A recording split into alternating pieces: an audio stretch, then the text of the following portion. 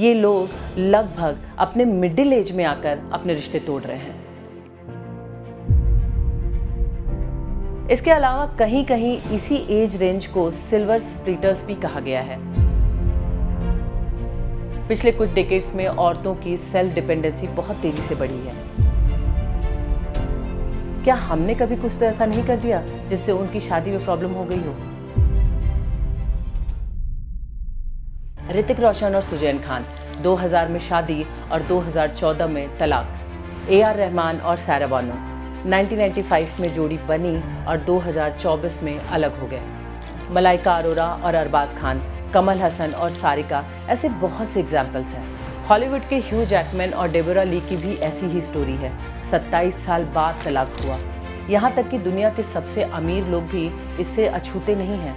Bill Gates और Melinda Gates, Jeff Bezos और McKenzie Scott, ये सभी लोग भी अपने पार्टनर्स के साथ एक लंबी सी लाइफ बिता लेने के बाद आखिरकार अलग हो गए। तो आप अगर ध्यान से देखें तो इन सभी लोगों में फेमस पर्सनालिटीज होने के अलावा एक और चीज जो कॉमन है तो वो है उम्र। ये लोग लगभग अपने मिडिल एज में आकर अपने रिश्ते तोड़ रहे हैं। इसी को ग्रे डिवोर्स कहते हैं। अब सवाल ये है कि इतना टाइम बिताने के बाद जब सब कुछ ठीक लगने लगता है, बच्चे बड़े हो जाते हैं, उनका करियर सेटल हो जाता है, बहुत से और भी कॉमन रिश्ते बन जाते हैं, तो कोई तलाक क्यों ले लेता होगा? सोचने वाली बात ये भी है कि शादी जो एक फॉरएवर वाली कमिटमेंट है, वो इतने सालों साथ रहने के बाद कंडीशनल कैसे हो जाती है? क्या ये सिर्फ अमीरों और सेलिब्रिटीज का ही मामला है या ये अब एक बड़ा सोशल पैटर्न बन चुका है? इसके रीजंस क्या हैं और इसके आपके और हमारे ऊपर इम्पैक्ट कितने हैं, सब कुछ जानेंगे इस वीडियो में।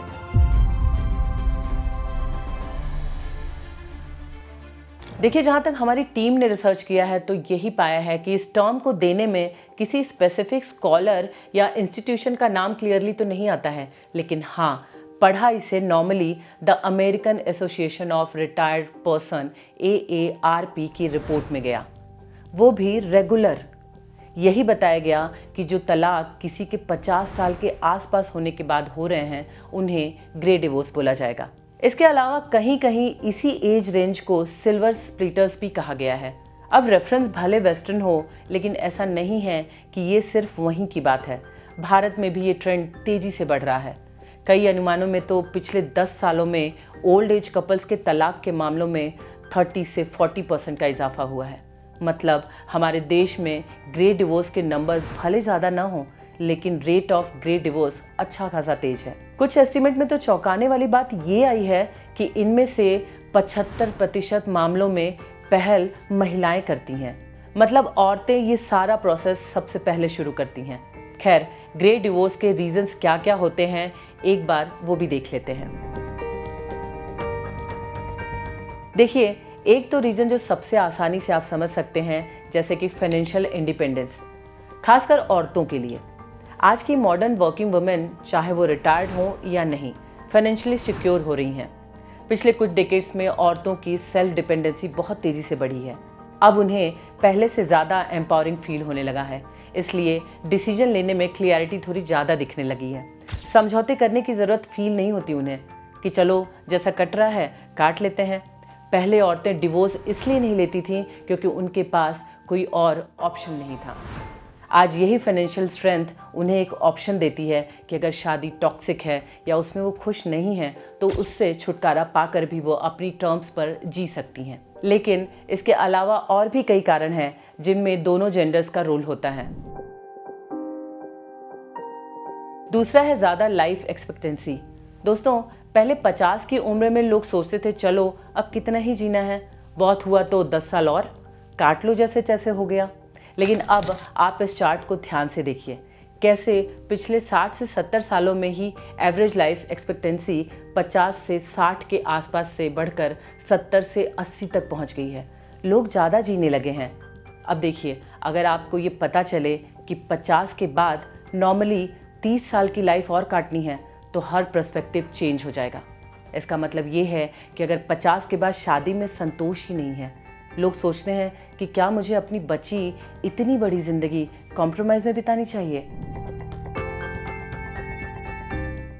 तीसरा है एम्प्टीनेस सिंड्रोम। जिसका आसान मतलब है बच्चों के बड़े हो जाने के बाद, अपने करियर में सेटल हो जाने के बाद जो अकेलापन आता है वो उन्हें और ज़्यादा सोचने का मौका दे देता है। इंडियन फैमिलीज़ में पेरेंट्स का फोकस अक्सर बच्चों पर होता है। बच्चों की शादी हो जाने के बाद जब सिर्फ पति पत्नी बचते हैं तो उन्हें एहसास होता है कि शादी तो सिर्फ बच्चों की वजह से चल रही थी।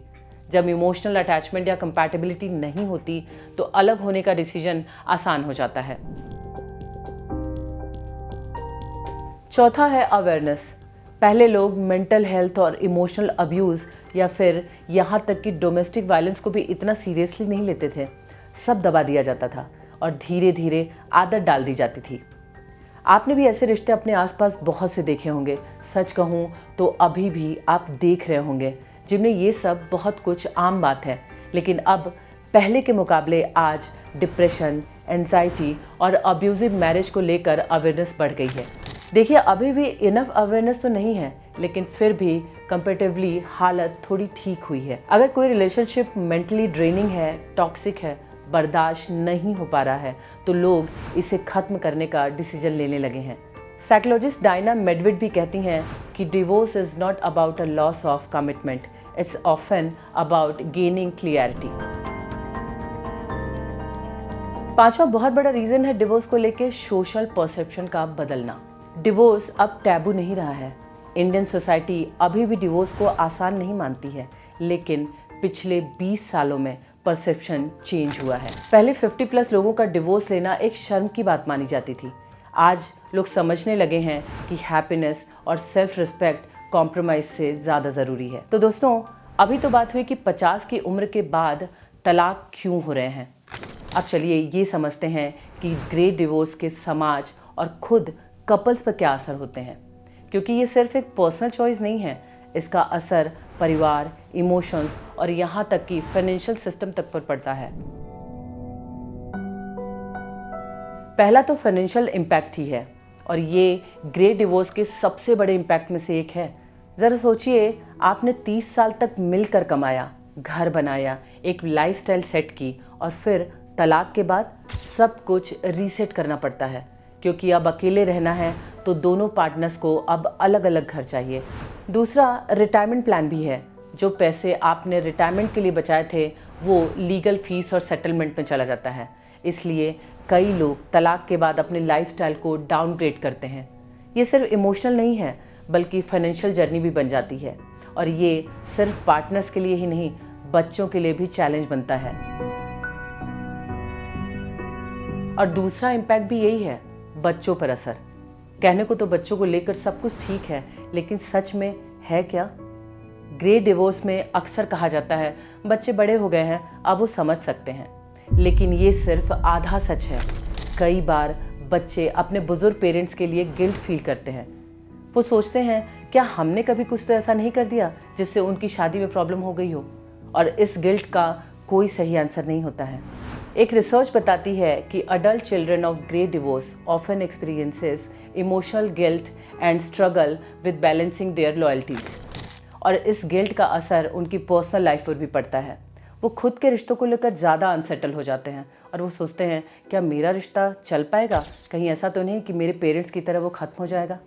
इसलिए ये सोचना कि बच्चों पर कोई असर नहीं होगा गलत है। उनकी लाइफ भी डायरेक्टली या इनडायरेक्टली इफेक्ट ज़रूर होती है। तीसरा असर है सोसाइटी का नज़रिया। भारत जैसे देश में जहां शादी को सिर्फ एक रिश्ते के तौर पर नहीं बल्कि धार्मिक और सांस्कृतिक जिम्मेदारी के तौर पर देखा जाता है, जैसे 7 जन्मों का बंधन, जन्म जन्म का साथ जैसे कॉन्सेप्ट हमारे यहाँ बहुत पुराने हैं, उनके बीच ग्रे डिवोर्स कई बार लोगों को बहुत खटकता है। जैसे कि कोई कपल 50 के बाद अगर तलाक लेता है, सबसे पहले सवाल ये उठता है इतनी उम्र में शादी तोड़ने की ज़रूरत ही क्या है।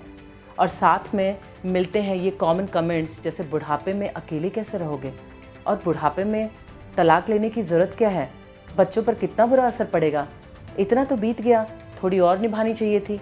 सिर्फ आसपास के लोग ही नहीं, रिश्तेदार भी फैमिली प्रेशर डालते हैं। इस दबाव को झेलना कई बार तलाक के दर्द से ज़्यादा भारी हो जाता है। अब सबसे बड़ा सवाल आ गया है, क्या ये सही है या गलत? शायद इसका जवाब ब्लैक एंड वाइट में नहीं दिया जा सकता, क्योंकि किसी के लिए ये अलगाव बिल्कुल तोड़ देने वाला होता है तो किसी के लिए ये एक नई जिंदगी की उम्मीद लेके आता है। 30 से 40 साल तक साथ रहने के बाद अलग होना अजीब ज़रूर लगता है, लेकिन अगर रिश्ता सिर्फ नाम का रह गया हो तो क्या साथ रहना सही होगा? समाज अब भी इसे अजीब मानता है, लेकिन सोच बदल रही है। यूरोपियन कंट्रीज़ में तो सीनियर मैच, मैच्योर डेटिंग जैसे ऐप तक आ गए हैं। देखिए, सच बात तो ये है कि कुछ लोगों के लिए ये अकेलेपन की शुरुआत है, तो कुछ लोगों के लिए नई आज़ादी। ये सब इस बात पर डिपेंड करता है कि आपकी प्रायोरिटीज़ और चॉइसेस क्या है। शादी में अगर प्यार, इज्जत और समझ बची है तो निभाने की कोशिश ज़रूर करनी चाहिए। हर कीमत पर रिश्ते बचने ही चाहिए। लेकिन अगर रिश्ता सिर्फ समझौता बन गया है तो क्या? इसका जवाब आपको देना है, आपके अपने माइंडसेट के अकॉर्डिंग।